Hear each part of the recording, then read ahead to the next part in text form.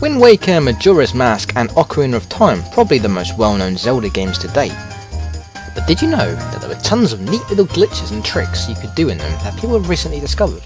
In these 3 Zelda games we take a look at some of the most intriguing and best glitches. This is the top 3 Zelda games with best glitches.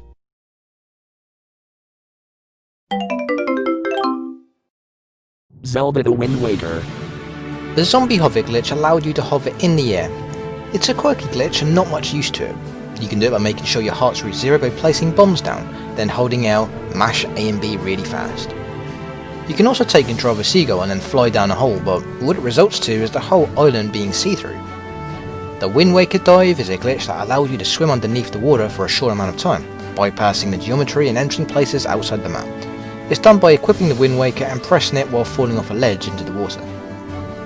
The Super Swim glitch involves a large percentage of seizures in order to do. First you must do the Wind Waker dive off a ledge. Use the Wind Waker again but jump into the sea and hold up on the analog stick. When you bring up the map, make sure your icon is facing backwards. Once you're happy, leave the map page and let go of the analog stick.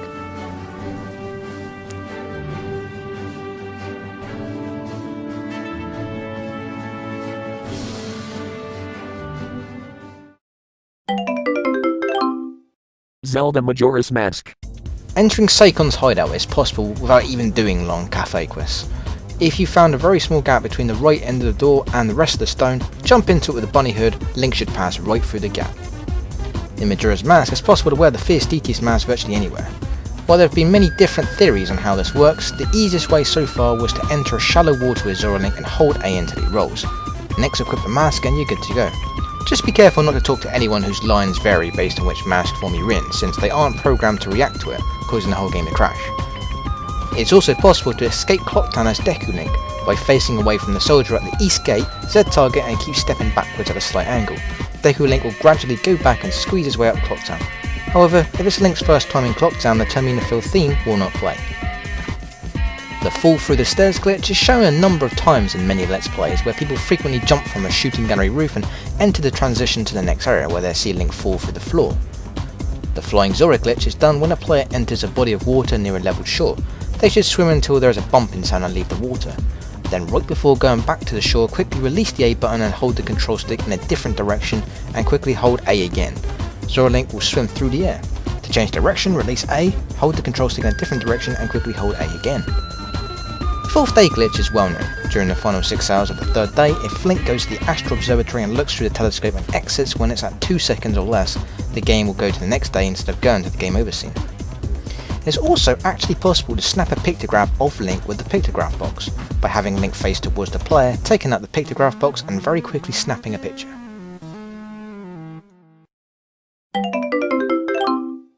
Zelda Ocarina of Time. Early copies of Ocarina of Time featured the Swordless Link glitch, which involves saving and quitting during the final battle right after Ganon knocks the Master Sword out of Link's hand. Doing so would put you back at the beginning of the final dungeon with no sword. While this may sound lame, it was actually pretty cool. Among other things, it lets you use items while on your horse, leading to some interesting and glitchy gameplay. Didn't want to do the Young Link quest? You could just glitch through the Door of Time and just proceed with the Adult Link quest instead. You could also get to the Haunted Wasteland as Young Link, by side hopping to the left onto a cliff and then side hopping again to the right. Forgot to bring a fish with you to Lord Jabu Jabu? Well, if you angled yourself just right of him and sword jumped, it was possible to enter even though his mouth was closed. Seawalking was a glitch where a player carefully walked along straight lines where 2 pieces of terrain met at a gradual angle. This resulted in getting out of the levels such as Death Mountain and visiting other strange areas like the water-filled Hyrule Castle. One of the many glitches exploited in speedruns is the super slide, where you roll against something that would cause damage and then put up your shield at just the right moment, causing Link to slide backwards at tremendous speeds. Entering cutscenes this way also has interesting effects.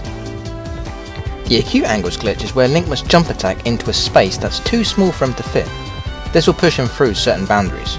This can be used to glitch to the bottom of the Kakariko as well, or to skip all of the trials in Ganon's Tower. By using the cuckoo in Kakariko Village, you could enter the bottom of the well as an adult, though it was deemed impossible to enter the main room due to the tunnel entrance. The bottle glitch allows you to turn any unwanted item into a bottle, so for example the claim check or any other subquest would work well. There was also glitches that allowed Link to play any item as an ocarina.